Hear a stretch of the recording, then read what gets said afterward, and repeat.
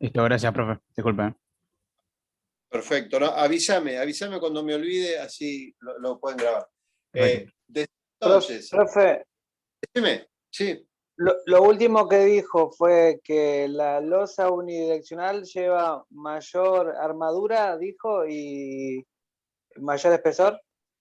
Claro, lo que estaba diciendo era que cuando nos encontremos en general con la losa estándar, es decir, esa losa que puede aprovechar sus dos longitudes grandes que tiene, la Sí. losa o va a trabajar con más eficacia, va a trabajar, digamos, al máximo de sus posibilidades. Eso se va a reflejar en que cuando hagamos el dimensionamiento, nos vamos a encontrar que esa losa va a tener menos armadura, va a requerir menos armadura y menos espesor que Sí. estas unidireccionales que trabajan forzadas, porque nosotros le imponemos condiciones de borde diferentes, trabajan Sí. forzadas, solamente pueden trasladar cargas en una dirección y eso justamente se ve reflejado en que para cumplir su tarea, como están trabajando forzadas, necesitan más espesor y necesitan más armadura. Pero era un comentario que estaba haciendo, eso después uno lo ve reflejado en el cálculo, ¿sí?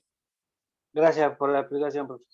Por favor, dale. Entonces, decíamos que sería bueno entonces en este caso saber, más allá de cómo están sustentadas las losas, que obviamente es importante, saber si son cruzadas o si son unidireccionales, ¿no? Unidireccionales así o unidireccionales así. Y entonces lo que tendríamos que ver, lo vemos medio rápido porque ya lo habíamos hablado el martes, tendríamos que ver qué pasa acá con eso. O sea, si se cumplen alguna de estas tres excepciones o si las losas son cruzadas. Entonces, bueno, le habíamos puesto medidas a esto. Habíamos dicho que, por ejemplo, esto podía tener 4 metros de largo y esto 3. También habíamos dicho que podíamos tener 4 metros acá, 3 metros acá, podíamos tener, también 3 metros acá. Acá podíamos tener, ahora vamos a hacerlo al revés. Esto vamos a poner acá 3 metros y acá vamos a poner 4. Y acá entonces vamos a poner 2 metros y acá 1 metro, por ejemplo. Entonces, así las cosas uno diría, bueno, esta losa, la losa 1, tiene 3 metros por 4 metros. La losa 2 es de 2 metros por 3. La losa 3 es de 1 metro por 3. La losa 5 es de 4 metros por 10. Y finalmente la losa 4 es de 3 por 3.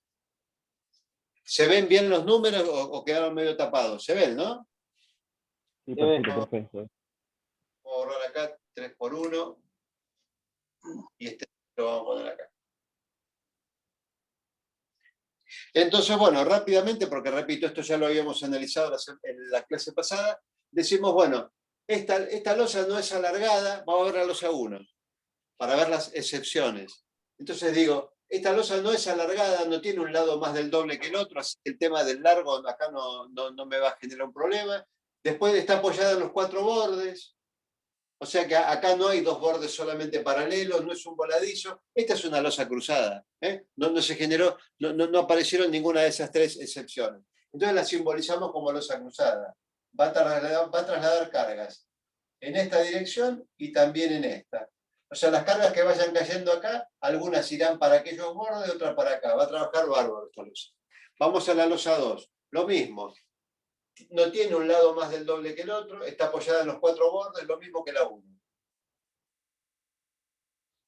¿Qué pasa con la losa 3? La losa 3, ojo, tiene un lado que mide 3 metros y otro que mide 1 metro. Así que acá vemos que esta losa es alargada, tiene claramente una longitud más larga que la otra.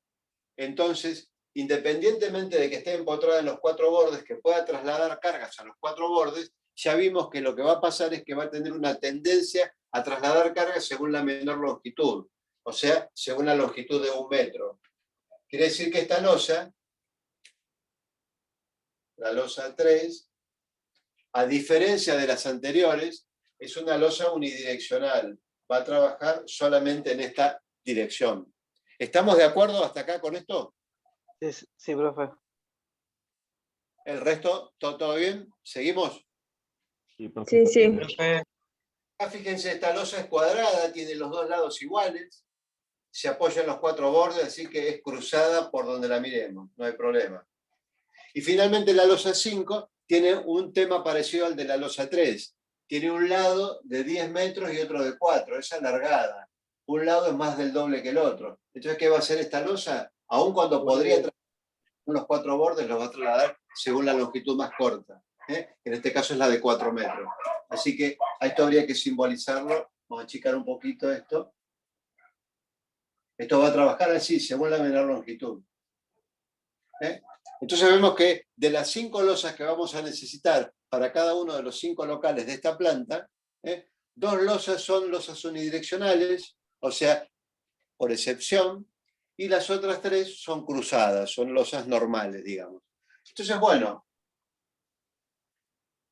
ahora ya podríamos abrir, o sea, empezar a decir, bueno, a estas losas cruzadas las voy a resolver de esta manera y a estas losas unidireccionales de esta otra. Entonces estamos frente a estamos en esa instancia. Bien, entonces, nosotros vamos a calcular cada una de estas losas.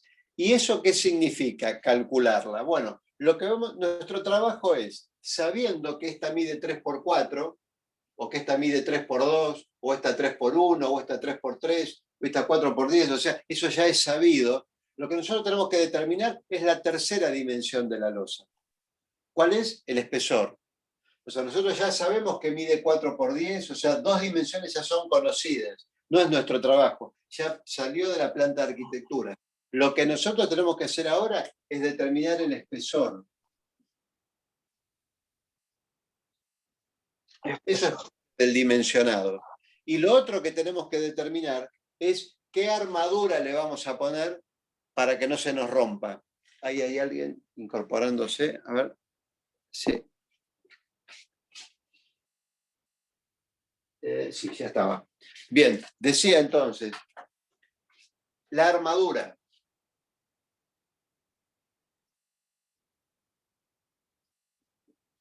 Tenemos que ver qué armadura le vamos a poner a esas losas, qué espesor vamos a determinar y qué armadura. Esto, a grandes rasgos, en líneas generales, es el funcionamiento de la losa. Después vamos a ver que tenemos que ajustar algunas cositas, pero en líneas generales, cuando habla de dimensionar la losa, está hablando de esto. Primero, qué espesor le doy, y segundo, qué armadura le pongo. Entonces, ¿para qué es el espesor? Lo dijimos el otro día. ¿Qué pasa? Estas losas no están apoyadas en toda su superficie, como por ejemplo la losa que constituye un pavimento que está apoyada en el suelo en toda su superficie. Acá esto no trabaja igual. Acá la losa que constituye un pavimento es parecida en su forma a este tipo de losas, pero la gran diferencia es que estas losas están colgadas. Estas losas están colgadas de los bordes. Entonces habíamos dicho que se produce una curvatura de la losa, como un pañuelo así en el aire. Y esa curvatura no es, a ver, esa curvatura excesiva, entre otras cosas. Entonces, le vamos a proveer a la losa del espesor necesario para que no se rompa, pero además para que no se deforme excesivamente, para que permanezca en una posición lo más horizontal posible. ¿Sí? Ahí se incorporó Tomás Parodi. Bien, ya estaba, Tobías Parodi. Digo entonces, el espesor que le asignemos a la losa va a perseguir esas dos finalidades. Por un lado, que la losa no se rompa, pero además, como dato adicional, que no se deforme excesivamente. ¿Y cómo vamos a obtener ese espesor? Bueno, los reglamentos de cálculo nos proveen unas fórmulas, que sería como una recomendación en forma de fórmula, para que nosotros le asignemos el espesor a la losa. Pero claro, para elegir la fórmula correcta necesitamos saber si la losa es cruzada o si es unidireccional. Por eso digo que antes de arrancar tenemos que saberlo a eso. Ahora vamos a ver cómo determinar el espesor. Y en segundo lugar, cómo calcular la armadura. La armadura dijimos que va a acompañar con el espesor del hormigón, la armadura de acero, recordamos que la armadura es de acero, la armadura de acero junto con el espesor le van a proveer a este elemento la rigidez, la resistencia necesaria para que cuando le llegue ese momento flexor provocado por las cargas no se rompa. Entonces, para la armadura de acero necesitamos, como dijimos, el diagrama de momento. El diagrama de momento flexor. Y obviamente en ese diagrama tiene que haber un dato fundamental, que es cuál es el máximo valor que va a alcanzar el momento flexor. O sea, cuántos kilográmetros o cuántos tonelámetros vamos a tener que estar en condiciones de resistir. Esa resistencia frente a ese momento se lo va a dar la armadura. Decimos rápidamente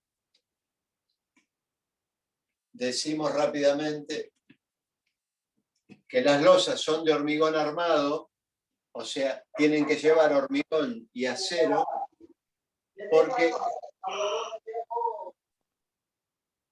es que cuando le llegan tensiones de compresión, cuando lo comprimen no tiene problema para resistir, pero es muy débil cuando le llegan tensiones de tracción, o sea, cuando lo estiran. Entonces, el hormigón cuando lo comprimen es un material digno, digamos, de la industria de la construcción. Resiste las cargas que están en juego en cualquier edificio y se comporta de una manera satisfactoria. Ahora, cuando lo estiramos, cuando lo traccionamos, es un papelón. O sea, no nos sirve para nada en la industria de la construcción. No es capaz de tomar cargas, o sea, deja de estar a la altura de las circunstancias cuando lo traccionamos. Entonces, ¿qué pasa? ¿A alguien se le ocurre? O sea, en esas condiciones, el hormigón no podría utilizarse para edificios, porque no podría sostener, no podría enfrentar este tipo de cargas. Pero ¿qué pasa? A alguien se le ocurrió combinarlo con el acero y decir, bueno, hagamos una cosa, cuando lo comprimimos sabemos que aguanta bien, cuando lo traccionamos, ahí es donde está la debilidad, bueno, ahí lo acompañamos con una varilla de acero, que el acero acepta bien la tracción. Entonces generamos un material compuesto, hormigón-acero, que termina funcionando satisfactoriamente. Pero claro, ojo, tenemos que saber bien dónde va a haber tracción, porque es ahí donde le vamos a tener que poner la armadura a la losa. Si le ponemos mal la armadura, la ponemos donde no va, la estamos poniendo en el lugar en donde el hormigón no la necesitaba porque había compresión y trabajaba bien, y resulta que en donde hay tracción y necesitaba estar la armadura no está y el hormigón se rompe. Entonces el gran problema, si quieren verlo así, que nos trae el hormigón armado, es que tenemos que saber bien en qué sector del elemento va a haber tensiones de tracción, para colocar ahí la armadura. Y bueno, el sector nos indica dónde hay compresión y en dónde hay tracción. Por eso digo que es necesario trazarlo antes. Si no estamos colocando armaduras ciegas, sin saber en dónde va, dónde debería ir. Entonces, a ver, dicho esto, vamos a empezar con el tema de el dimensionamiento, perdón, de la losa.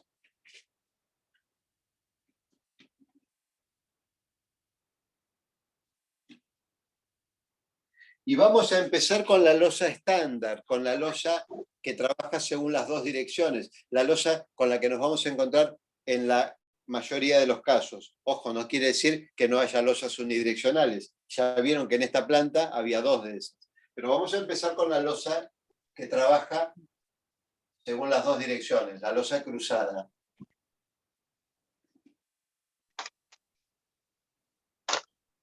Como habíamos dicho, lo primero que tenemos que determinar es el espesor.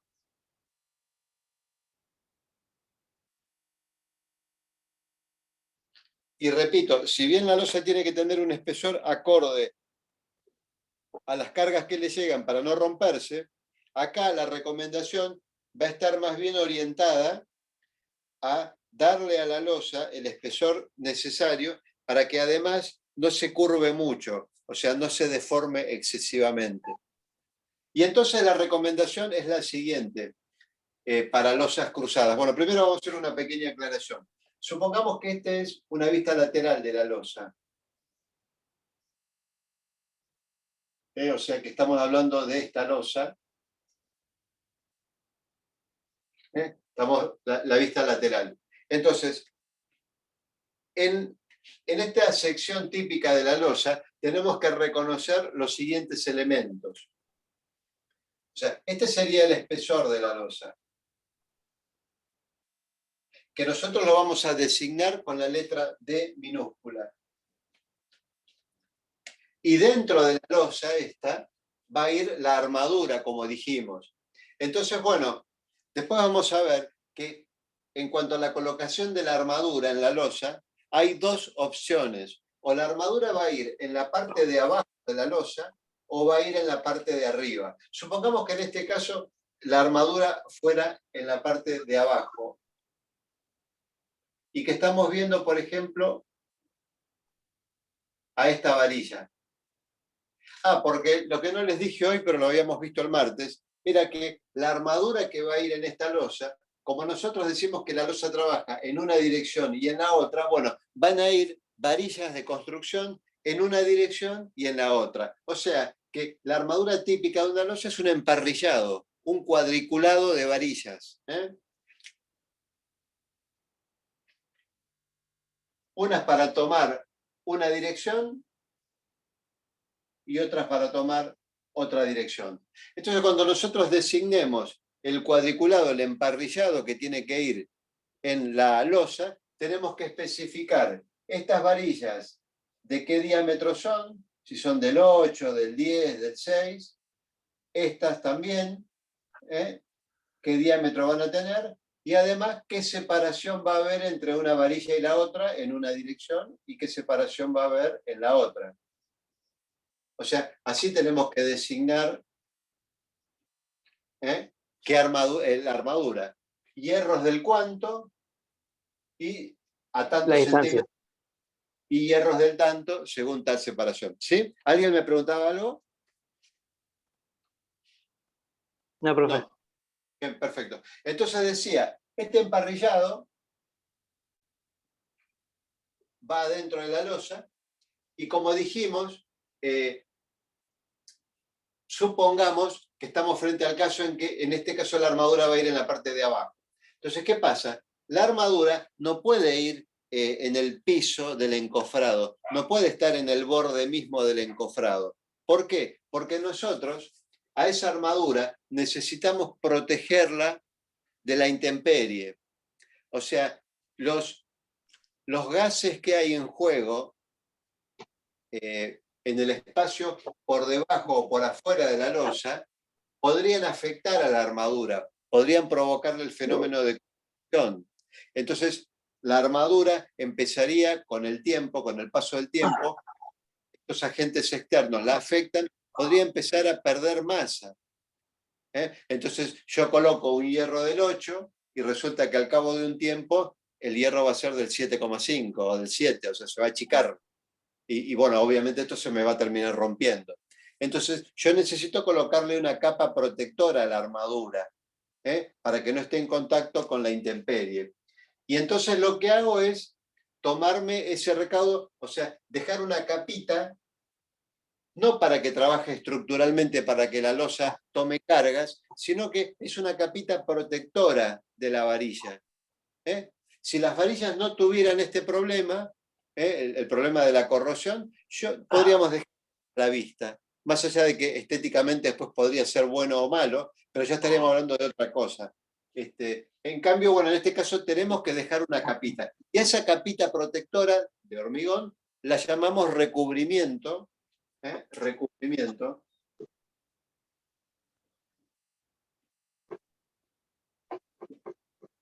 Y la designamos con la letra C, C minúscula.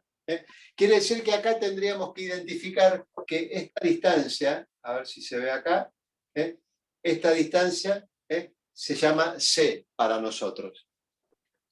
Y entonces, la posición de la armadura respecto a la parte de arriba de la sección, esta parte nosotros la vamos a llamar H, H minúscula. Quiere decir que en una sección de una losa de hormigón vamos a identificar a 3 variables, por decirlo así. Recubrimiento, la posición de la armadura y el espesor de la losa. De manera que si vemos esto, llegamos a la conclusión que el espesor de una losa se puede entender como la suma de la posición de la armadura más el recubrimiento. Entonces, ¿cómo vamos a trabajar nosotros? Al recubrimiento lo vamos a adoptar según las recomendaciones que nos hagan los reglamentos de cálculo. Entonces, por ejemplo, los reglamentos de cálculo que rigen en la Argentina recomiendan tomar como recubrimiento, o sea, como capa protectora, no menos de 1,5 centímetros. O sea, nosotros no podemos tomar 1 centímetro de capa protectora. Si lo hiciéramos, estaríamos yendo en contra de los reglamentos de cálculo que rigen en la Entonces tenemos que tomar como mínimo 1,5 centímetros. Podemos tomar 2 centímetros, 3, 4. Obviamente que en la medida que tomemos muchos centímetros, esto va a ser antieconómico y aparte innecesario. Pero bueno, claramente la norma establece recubrimiento mínimo 1,5 centímetros.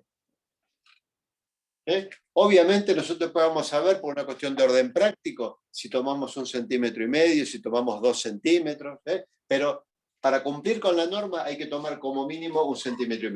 Entonces, nosotros para establecer el espesor de la losa nos vamos a encontrar con que podemos hacerlo a través de determinar estas 2 variables. Entonces la primera variable ya vimos cómo hacerlo, es adoptar un número que como mínimo sea de 1,5 centímetros. Lo que nos falta ahora es ver cómo tomar el valor de H, o sea, de la posición de la armadura. Y ahí, bueno, ahí viene el tema entonces de la deformación, esto que yo les decía, tomar un valor para que esto no se deforme excesivamente. Entonces, ¿qué hacen los reglamentos de cálculo? Nos proponen lo siguiente, nos dicen, bueno, mira, si vos estás con una losa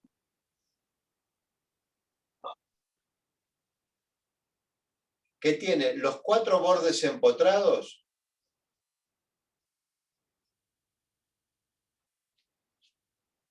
o a ver, vamos a explicarlo de la otra manera más fácil. Vamos a suponer una losa que tiene 4 bordes simples.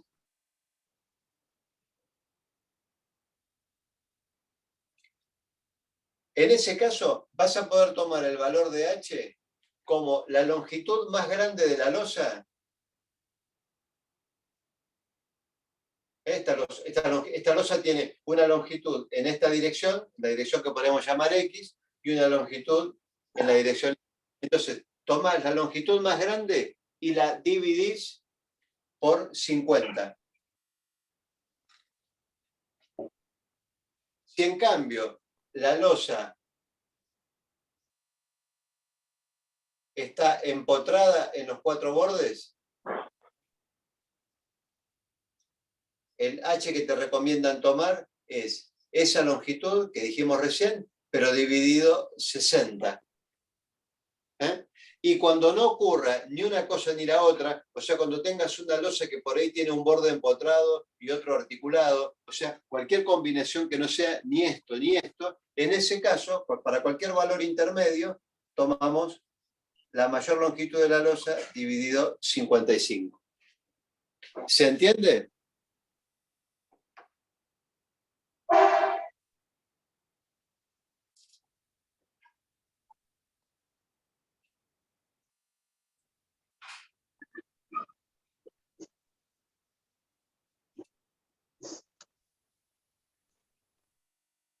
Disculpe, profe, la de mayor longitud sobre 55, ¿en qué caso se daba? En el caso en que no se dé ni esto ni esto, o sea, un caso intermedio en donde vas a tener algunos bordes empotrados y algunos bordes simples. Ahí tomás Gracias. 55. Gracias, profe. Entonces, ¿qué pasa? Para verlo en un ejemplo. Yo tengo una losa, por ejemplo, de 4×3. Entonces, bueno, de 4×3 y, por ejemplo, así como la puse, simplemente apoyada en los 4 bordes. Entonces ahí digo, bueno, ¿en qué caso estoy? Estoy en este caso. Entonces, H va a ser igual a la mayor longitud de esta, o sea, 4 metros, 4. dividido 50. Acá me convendría, en lugar de poner 4 metros, poner 400 centímetros. Porque de esta manera obtengo el valor de H en centímetros, que como estamos hablando del espesor de la losa, es una medida más cómoda. Entonces, al hacer 400 dividido 50, esto me da 8. 8 centímetros. Quiere decir que la posición de la armadura H vale 8. Entonces, si yo, por ejemplo, hago un recubrimiento, ahora vamos a ponerlo por acá arriba, recordamos, la fórmula es T igual a vamos a borrar esto, que ya no es necesario. Decía, recordamos la fórmula, el espesor es igual a la posición de la armadura más el recubrimiento. Entonces, supongamos que, bueno, yo, siguiendo las recomendaciones, tomo un H de 8 centímetros, y digo, bueno, acá yo sé que la norma me permite 1,5 centímetros de recubrimiento, pero supongamos que yo para manejar números redondos digo acá que voy a tomar un recubrimiento de 2 centímetros, o sea, reglamentario, con lo cual entonces digo que el espesor de la losa, de esta losa va a ser de 10 centímetros.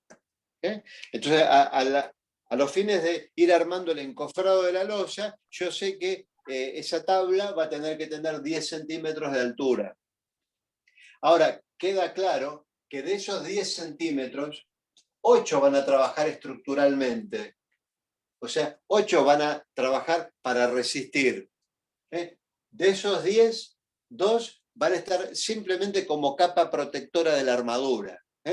8 son los que trabajan de esos 10. Pero en definitiva, la losa tiene 10 centímetros de espesor. Con esto ya habré determinado el primer elemento que me estaban pidiendo, que es qué espesor había que darle a la 10 centímetros, por ejemplo, acá. ¿Se entendió esto hasta acá? Sí. Sí, Sí, profe. profe, entendió. Perfecto. Sí, Bueno, profe. ¿cómo explicamos esto para este caso? El otro caso sería exactamente igual. A ver. Si la armadura estuviera arriba, que es el otro caso. O sea, yo tendría la sección de la losa. Y ahora, después vamos a ver por qué, yo determino que la armadura en lugar de ir abajo tiene que ir arriba, entonces obviamente no va a ir arriba de todo, va a ir arriba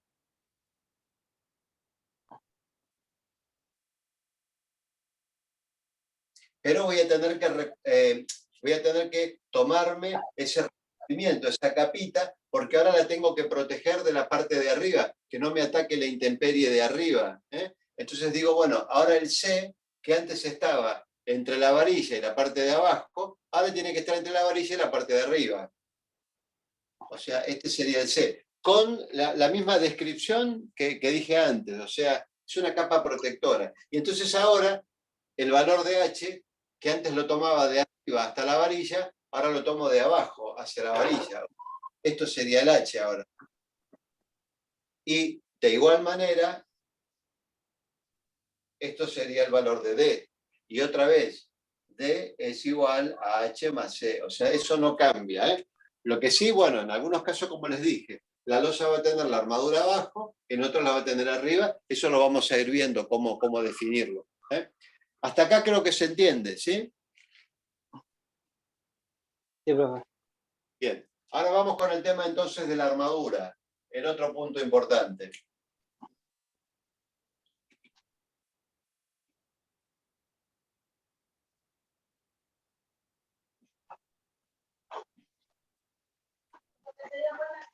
Ya habíamos dicho que en el cálculo de la era fundamental conocer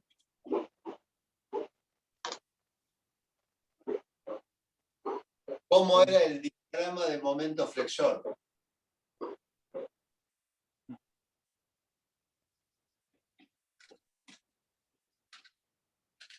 Y además que en ese diagrama estuviera la información fundamental, que es cuánto vale el momento máximo. Entonces, para determinar la armadura, primero tenemos que ir al diagrama de momento flexor. Y ahí es donde entonces vamos a utilizar esas tablas que les mandé hoy antes de arrancar con la clase, las tablas de Marcus. Son unas tablas que nos permiten trazar o sea, para cada losa, 2 diagramas aproximados, que no son reales, pero a los fines prácticos alcanzan y sobran para calcular la armadura.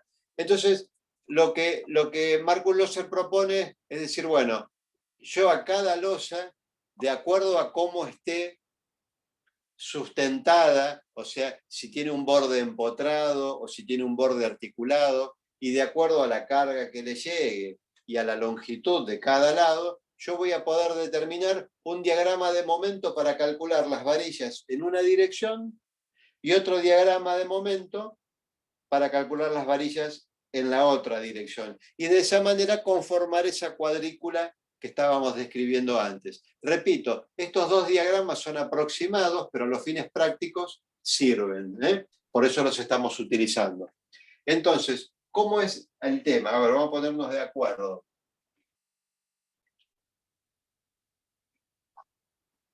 Un diagrama de momento, un diagrama, es una función que nos indica para cada sección del elemento cuál es el momento flexor que está actuando.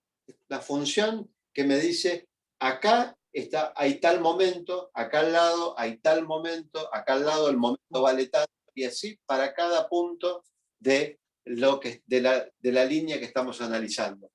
Entonces, vamos a ver si se entiende esto, a ver si podemos hablar el mismo idioma. Cuando yo tengo una losa cruzada, por ejemplo, a ver, vamos a hacerlo así. Tengo una losa cruzada con 3 bordes simples y un borde empotrado. Para el caso de Marcus, él esto lo va a mirar de esta manera. Va a decir, bueno, en esta dirección, esta losa tiene acá un apoyo simple y acá tiene un apoyo empotrado. Y después lo va a mirar así y va a decir, en esta dirección, yo tengo acá un apoyo simple y acá tengo otro apoyo simple. Entonces, si yo a esta dirección la cargo con una fuerza distribuida, uniformemente repartida, que es la carga que habitualmente le llega a una losa, porque, a ver, dijimos que la losa es la que está sosteniendo o cubriendo a un local, por ejemplo, a un dormitorio, a una cocina, a un pasillo. Y en estos locales, ¿cuáles son las cargas predominantes? Si hablamos de un ropero, perdón, si hablamos de un dormitorio, el ropero, la cama, las personas que la habitan, todo lo que estoy describiendo son pesos, son cargas verticales. Después, por ejemplo, ¿qué otra cosa puede haber sobre esa losa? El contrapiso, las tablas que constituyen el revestimiento o las cerámicas, pero también son todos pesos, son todas cargas verticales. Y son cargas distribuidas, porque no son cargas puntuales. El peso de un ropero no actúa en un punto, se descarga en la superficie del ropero. Lo mismo que el peso de una persona o el peso de un contrapiso. Entonces, después vamos a ver cómo determinar esas cargas, pero digo, conceptualmente estamos hablando de cargas distribuidas. Entonces, si uno tiene ese dato, o sea, qué carga actúa sobre una losa, si tiene la longitud, en este caso, a esta longitud podríamos llamarla longitud X, si tiene la longitud X de la losa, y si sabe cómo está vinculada la losa, empotramiento y apoyo simple, digamos que la forma del diagrama es la siguiente.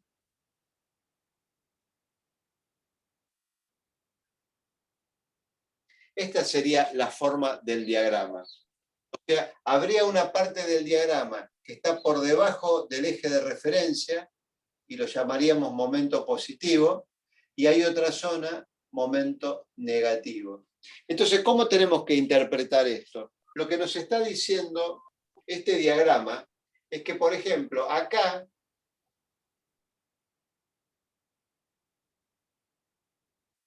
el momento flexor vale tanto, vale esta ordenada. Acá, por ejemplo, vale